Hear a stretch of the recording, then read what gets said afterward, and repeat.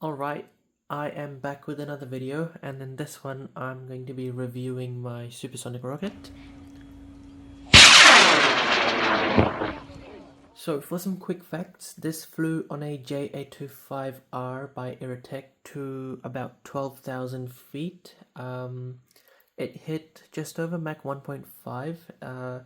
It's a minimum diameter build made fully out of fiberglass, including the fins, with the only exception being the nose cone shoulder in here, and the nose cone itself, which is made out of PLA, and the tip of the nose cone is made out of aluminium. In hindsight, I don't think the aluminium tip was necessary. I think we could have done it, achieved it, even with the ordinary 3D printed nose cone, but that's just what I feel now. So the nose cone actually housed the GPS. So that's the GPS sled, and on this a featherweight GPS was mounted. This would screw into the base over here, and on top would go the nose cone. Here's how I've attached the tip to the nose cone or frustum. Take that out. Here is where I had the retainer, an internal retainer, because it was a minimum diameter build. I had no way of securing, well, the cleanest way of securing the motor from falling out when the ejection charge fired was using an internal retainer. So I had 3 screws around the circumference, one of which was also functioning as a rail button.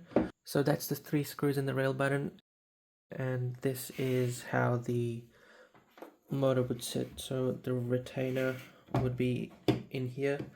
The golden part would be flush up against the base of the rocket. So yeah, that was quite neat. I really like this. To take this off, I mean, you can also bond this to the airframe permanently, but I was interested in reusing this component, so that's that. Right, onto the fins. Got 3 fins on there, again fiberglass. Since it's a minimum diameter build, they are surface mounted. Well, first things first, I cut the fin slots out using this 3D printed jig, and then yeah, cleaned up the slots, and I aligned or positioned the fins using this fin guide when it wasn't wonky. And because the contact area between the fins and the airframe is quite small, I guess cut out vertical slots all the way along the base of each fin, and threaded through or weaved through some Kevlar cord, snaking around from one side to the other. This was to increase the surface area between the fin and the airframe. After I'd done that, I went over, well, I secured the fin and Kevlar cord combo, for the lack of a better word, to the airframe using just general 24-hour epoxy. And then my first, I guess, major fillet, proper fillet, was using Aerolite 420 parts A and B. So yeah, did that on there. And because of the Kevlar, weave through the base of the fins, the first round of fillets wasn't that good looking. I mean, they had bumps and divots and all that. So I went over that again after quite a bit of sanding with some West System epoxy and filler, and that got rid of most of the irregularities. So yeah, and then yeah, it was quite nice looking. I went one step further, just because I was a bit paranoid of the fins breaking off and whatever and whatnot. I did a tip-to-tip fiberglass wet layup over each of the fin pairs, and that was quite nice actually.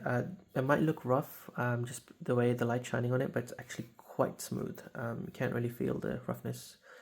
So that was nice. Added a bit of extra strength, and I really enjoyed doing that as well. Alright, enough of that. Let's move on to the upper airframe, which is here. I'll pull out the electronics bay. Actually, before I do that, You see photos up on screen at the moment, and you're wondering where the hell are those from. Well, those are my electronics, I guess, bays from my previous two level 2 rockets, both attempts. So the failed attempt on the left, the eBay from the failed attempt on the left, and the eBay from the successful attempt on the right. And in comparison, this particular one looks really nice and sleek, easy to deal with, like so. So I have two sleds here. Both had blue ravens mounted onto them, and again, two vent holes, 1 and 2, allotted to each, I guess, electronics bay or compartment, and that's for the top. And looking back, these were a nightmare to design and to integrate into the airframe. The electronic sled was actually slotted into the coupler tube, which is 38.5 millimeters in diameter. And for anybody wondering if a Blue Raven along with a power perch can fit inside a minimum diameter 38 millimeter build, so specifically 38.5, short answer, yes, but the only caveat to this is when you stick on the Blue Raven battery, once I can get this in, like so, it does cause a few problems just because this black bit, this plastic part, tends to stick outside the sled marginally, and on the way in, when you're sliding this, I guess the eBay into the airframe, this scrapes up along the side, so just be careful of that. Out of the two Blue Ravens, I only had the ejection charge connected up to one of them, so the one that was sitting on the bottom. And I initially thought of putting the ejection charges in these canisters, but because the parachute, well, which was stuffed into the lower airframe, was a nightmare to pack right in here, along with this chunk of shock cord, I ended up stuffing the ejection charge. So I put the shock cord in first, and then I stuffed in the ejection charge in next with the extra long igniter, and then put the parachute or the two parachutes on top of that, so when the ejection charge fired, all the gases, the expansion of the gases, would push the parachute out from the lower airframe, because at the other end was the retainer, which was quite a snug fit and kind of acting like a bulkhead. And guess what, this time I actually ended up using shear pins. So I've got these three screws, if you like. I was about to make another mistake. I thought this was a shear pin. I mean, this is a nylon screw and it's pretty easy to bend, so I was about to use that as a shear pin, but please, for any of you watching, do not use the shear pin, this as a shear pin. This is only kept, this other metal one is only kept for size comparison. This is not a shear pin. If you put this in your rockets, this thing is not gonna let your airframe separate. What you're after is this tiny little screw here. It's very, very, very tiny in comparison to this white nylon one.